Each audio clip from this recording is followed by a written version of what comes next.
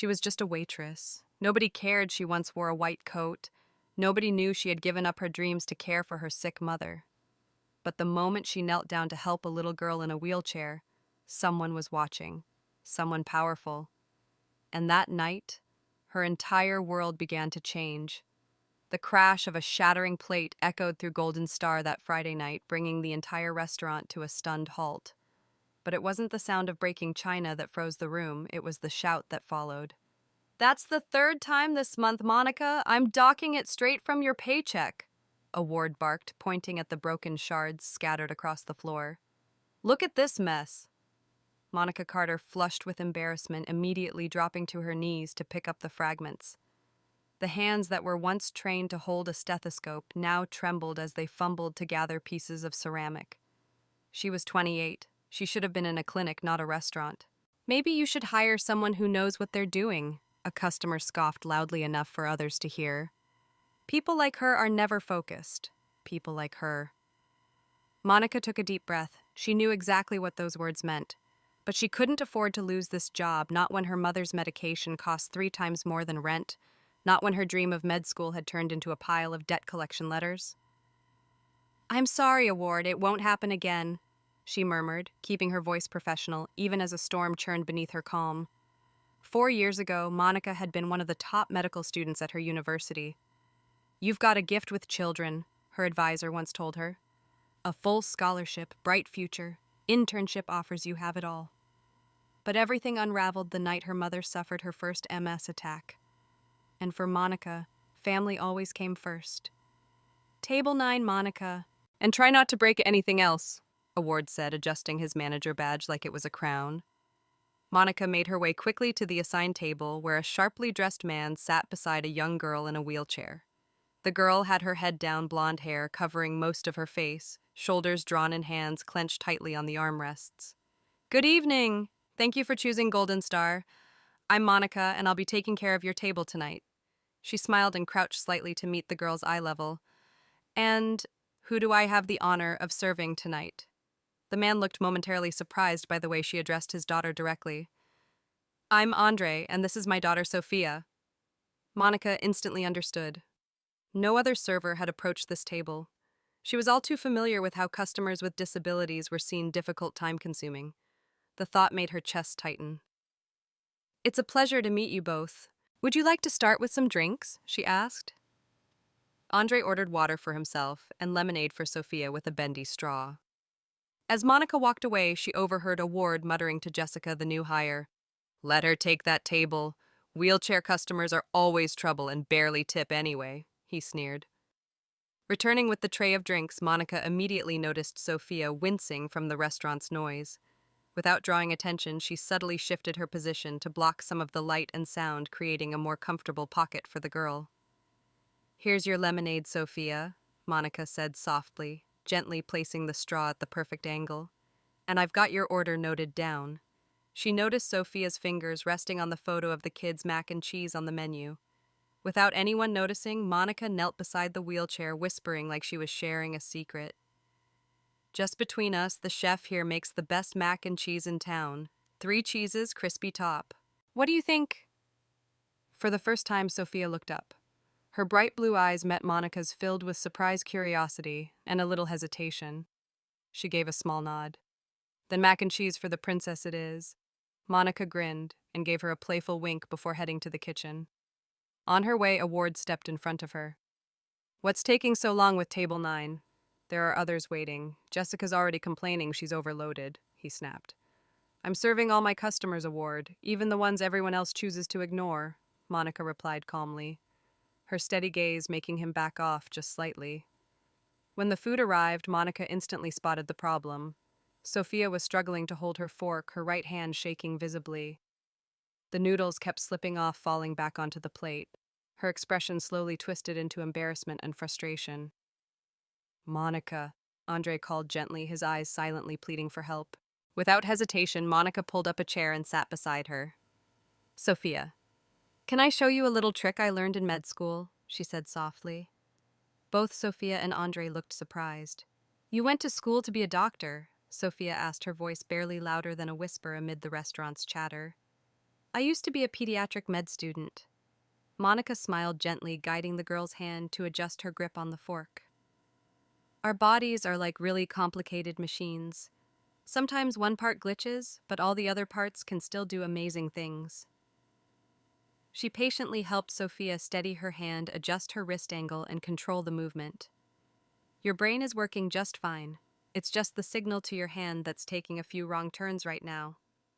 After a few tries, Sophia finally managed to lift the fork to her mouth. A small, radiant smile lit up her tiny face. I did it, she beamed. I can draw too, Sophia added, growing more confident. But now only with my left hand. Wow, that's amazing. A lot of people can't even draw with their good hand, Monica said, genuinely impressed. Then she heard a sound like wind chimes in the spring. Sophia's laughter. It was bright and fragile and somehow made nearby diners smile without even knowing why. Across the room, a ward stared jaw-tight, eyes burning with irritation. But Monica didn't notice. She was too busy watching Sophia, who seemed to come alive a little more with every moment. What Monica didn't know was that the well-dressed man observing her every move wasn't just another customer. Andre was the owner of the entire Golden Star restaurant chain, and by tomorrow morning, Monica's life would never be the same. Monica. In my office. Now. A ward's voice cut through the restaurant air like a blade, sharp and cold. The manager's office in the back reeked of stale coffee and cheap cologne.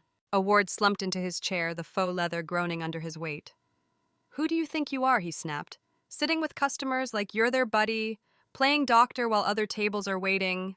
I was just assisting a customer with special needs, Monica replied calmly. All other guests were served promptly. Don't talk back to me. A ward slammed his palm on the desk. I've had it with you. Always complaining about the tip pool, the shift schedule. He yanked open a drawer, pulled out the schedule for next week, and threw it on the desk. You had 5 shifts last week. Next week, 2. Don't like the rules here. Then quit. The floor seemed to vanish beneath Monica's feet. Award, please. You know my situation. I need this job. My mom's medication. Your mom's health isn't Golden Star's responsibility, Award sneered. Jessica needs more hours. She's got a trip coming up. Jessica lives with her parents. She's saving for a cruise, Monica murmured. So, at least she doesn't question my decisions. He gave her a disdainful look. Besides, customers prefer being served by someone who looks like her. The racist insinuation hung in the air like a stench. Monica stayed composed. She knew if she reacted now, she'd lose everything. And another thing, Award said, eyes gleaming with petty triumph. I adjusted your tips for tonight. You wasted too much time on one table. He slid a thin envelope across the desk toward her. Be grateful you've got enough for gas tomorrow. Monica opened it less than half of what she'd actually earned during her grueling 10-hour shift, nowhere near enough to cover her mom's medication. In the dimly lit parking lot, she leaned against her beat-up car, her hands trembling with a mix of anger and helplessness. A single tear slipped down her cheek, quickly wiped away before it could fall. Hours later, inside her tiny apartment, Monica found her mother asleep peacefully. Next to the bed, the medication chart was neatly taped to the fridge. On the table sat a handwritten note. Eleanor ate everything today. I left you a little soup. Mrs. Rodriguez. The stack of bills held up by a fridge magnet had grown taller. On top, a final shutoff notice from the power company and a pharmacy statement $780 due after insurance. A number Monica couldn't begin to cover. Exhausted, she opened her laptop. A notification from the med school portal lit up. A message from Dr. Winters, her former advisor Monica, a prestigious pediatric neurology research position just opened. The deadline passed, but I convinced the board to review a late application from you. It includes a full scholarship and complete tuition waiver. Call me. The message was sent 3 weeks ago. The application deadline yesterday. Monica quickly typed a desperate email, praying it wasn't too late. But even if she got a second chance, how could she possibly return to school with her mom needing round-the-clock care? She sat frozen at the table until sunrise filtered into the apartment. In her mind, 100 impossible scenarios churned. Then her mother's medicine alarm beeped. As Monica prepared the dosage, a knock came at the door. A delivery girl stood outside holding an elegant cream envelope. Sender Bennett Enterprises downtown headquarters. Inside was a thick note card embossed with gold lettering and a business card Andre Bennett, CEO Bennett Restaurant Group. Beneath the logo, a handwritten message, Golden Star is one of my restaurants. The way you treated my daughter yesterday was extraordinary. In just a few minutes, you showed more empathy, intelligence, and skill than many who hold high titles. I'd like to speak with you about a potential opportunity. My car will arrive at 9 a.m. if you're open to a conversation. Sophia hopes you'll consider it. Sincerely, Andre Bennett. Monica stood stunned. Andre wasn't just a customer, he was the owner of Golden Star Awards' direct superior. How did he know her address? Why was he reaching out? And more importantly, was this just another fleeting glimpse of false hope, or the beginning of something real? At exactly 9:00 a.m., a sleek black car pulled up in front of her building. Monica's heart pounded. She clutched the only professional outfit she owned, then stepped into the luxury vehicle, unsure where it would take her, but finally ready to find out. The private elevator took her to the 40th floor. But when the doors opened, Monica didn't see a boardroom full of sharply dressed executives like she had imagined. Instead, she saw Sophia seated in her wheelchair beside a breakfast table. "You came?" The little girl beamed, her face lighting up. "Dad said you might be too busy." Before Monica could respond, Andre entered the room. There was something about the way he carried himself that commanded quiet respect. "Apologies for the wait," he said, his tone serious. "I had to handle an urgent situation at Golden Star." Something in his voice made Monica's spine tingle. Once they were alone, Andre got straight to the point. "I acquired the Estrella Dorada chain, including Golden Star, 6 months ago. It was part of a much larger deal I hadn't had time to dig into until the recent dip in performance." He slid a thick folder across the table toward her. "Yesterday was my first visit as a customer, and I witnessed things that are completely unacceptable." He paused. "Not your service, that was exceptional. I'm talking about how the restaurant is being managed." Monica opened the folder and her heart nearly stopped. Inside was a detailed tip audit clearly showing the discrepancy between what customers had left and what employees actually received. "Award's been skimming tips for the past 4 months," Andre continued. "He targets the vulnerable, you and others unlikely to push back. After leaving the restaurant yesterday, I ordered a full internal audit." The door suddenly burst open. Award stormed in, face flushed with fury. "You set me up," he shouted, pointing directly at Monica. "You and that crippled kid." Andre stood slowly, his eyes suddenly steel. "Mr. Peterson, you just insulted my daughter and a valued employee. Choose your next words very carefully." Award faltered. Reality was sinking in. "You don't understand. Tip structures in these places are complicated." "Stealing is what's complicated," Andre cut in. "Falsifying timesheets, discriminating in shift assignments." Award went pale as Andre lifted another folder. "This is your formal termination. As of this morning, you are no longer employed by any entity under the Bennett Group. Security will escort you out." As the door shut behind Award, Andre turned back to Monica. "Now then, Ms. Carter, or should I say former medical student Monica Carter, let's talk about your future." Monica blinked, stunned. How do you know about my background?" "The way you interacted with Sophia wasn't how a typical server would approach her," Andre replied. "You were a second-year med student at Monroe Medical, top 15% of your class, Hightower Scholarship, pediatric focus." Hearing it all laid out so plainly, so precisely, hit Monica like a punch to the chest. "Mr. Bennett, I appreciate what you did with Award, but I'm uncomfortable with you digging into my personal history that deeply." Andre nodded. "Fair enough. Then I'll be direct. I'd like to offer you a job. Actually, multiple jobs." "What kind of jobs?" "Option 1, formal manager of Golden Star. Triple your current salary. Full benefits, including health care for your mother. That alone could wipe out her debts, cover the medications, and keep the lights on. Option 2, join the Bennett Group's Community Health Initiative. You'd apply your medical knowledge, do meaningful work, and earn even more. Why would you offer that to a stranger?" Andre paused, then said quietly, "Because in 15 minutes you did what no expert has done in the past 18 months. You made my daughter smile, speak, let someone in." His voice cracked slightly. Monica saw the pain behind his eyes for the first time. "The accident. Did it involve your wife? She asked gently. Andre's eyes darkened. Catherine died instantly. Sophia suffered a spinal cord injury. Since then, she hasn't spoken to anyone but me. He slid another folder across the table. Inside was a readmission letter from Monroe Medical School, dated that very day. It came with a full scholarship and complete tuition coverage. Where did you get this? Monica gasped. Doctor. Winters and I used to serve together on the board of a children's hospital, Andre said. The scholarship he mentioned in his email. We kept it open for you. Monica's hands trembled.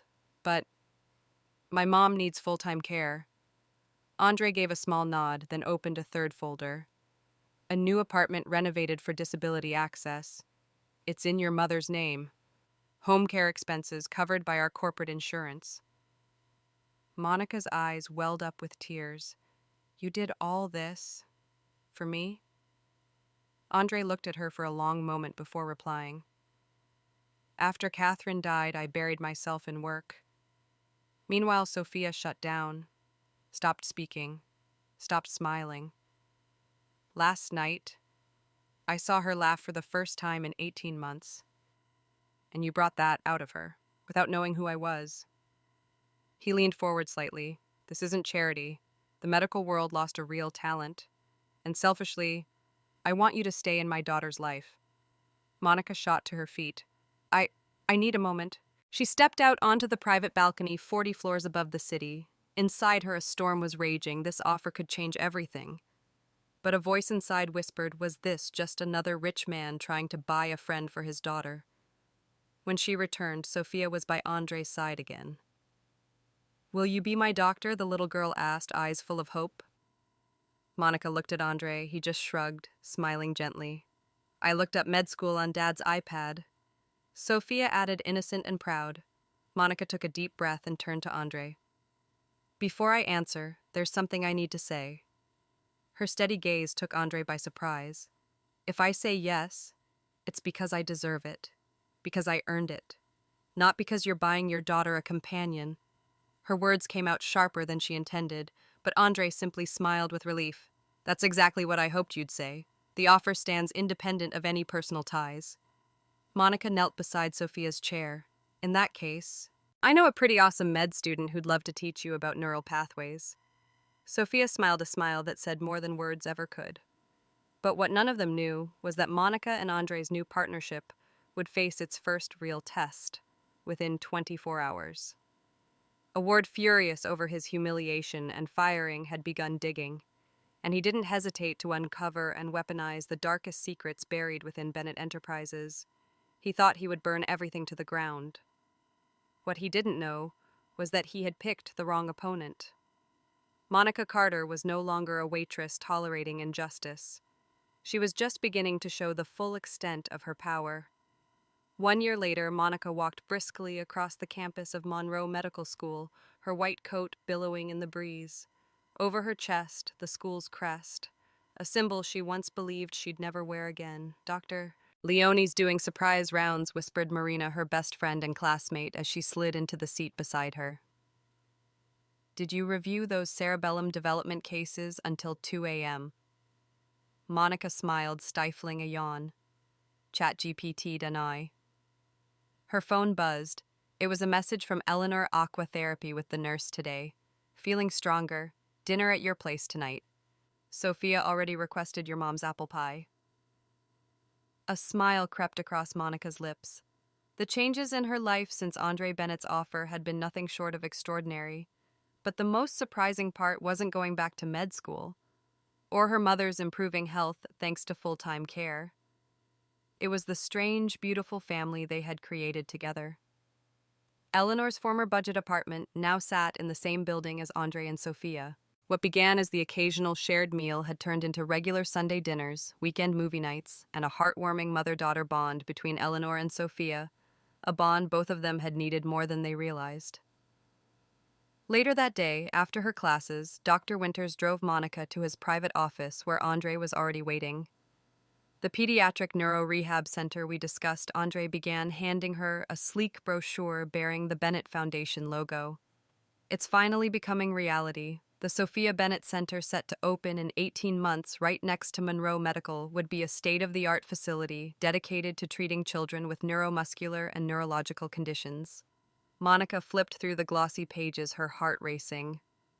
This was Andre's passion project, now potentially hers too.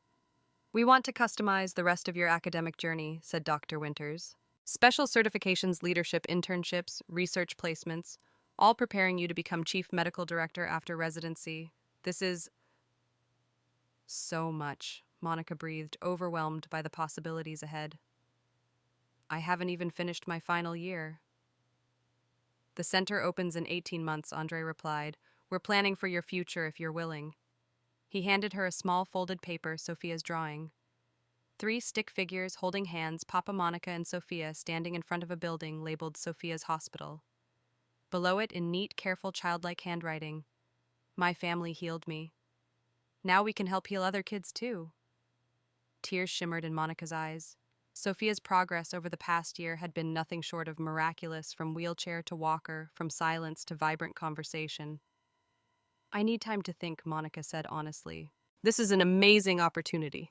But Vic, you don't want special treatment?" Andre finished, smiling knowingly. "Dr. Winters has agreed to mentor any student with real promise. And you," he added, "are already at the top of your class." Later, Monica walked slowly through the sunlit campus. Her phone buzzed again, this time a group message from Sophia sent to Monica, Andre, and Eleanor. "Did Dad tell you yet? We're celebrating tonight." Moments later, Eleanor chimed in. "I'm bringing extra apple pie. So proud of you, my sweet Monica." Standing there in the same courtyard where she had once stared hopelessly at Dr. Winters' email, Monica looked up at the glowing windows of the medical center above. She remembered that night at Golden Star when she helped a silent little girl eat macaroni and cheese. One small kind gesture had created a ripple effect. Not only had it changed Monica's life, it had laid the foundation for a legacy that would impact thousands more. She typed back to the group, "Celebration tonight it is. Sophia, you bring the ice cream. The Golden Star restaurant now operates under new management, transparent, fair, and just. Employees are paid what they deserve with full benefits and protections. It's become a model for every restaurant under the Bennett Group name." And award his reputation for theft and discrimination spread fast, making him unemployable at any respectable establishment in the city. As for Monica Carter, she learned something powerful. Dreams don't die. They just transform into something far bigger than you ever imagined. She also discovered that genuine compassion, even one small act in the middle of your darkest hour, can ignite a chain of miracles no one could ever predict. Some people call it coincidence, others call it destiny, but the truth is, it's the smallest acts of kindness that have the power to change a life, not just one life, but generations to come. If this story touched your heart, hit subscribe to hear more powerful stories like this one. Because sometimes the moment we think is the end is really just the beginning of something extraordinary. And you never know, one small act of kindness might just change someone's entire world. Thank you for watching. Don't forget, like the video if you believe justice can come from the smallest voices. Subscribe so you never miss more powerful and true stories like this one. Comment if you've ever stood up for someone you love even when no one else believed you.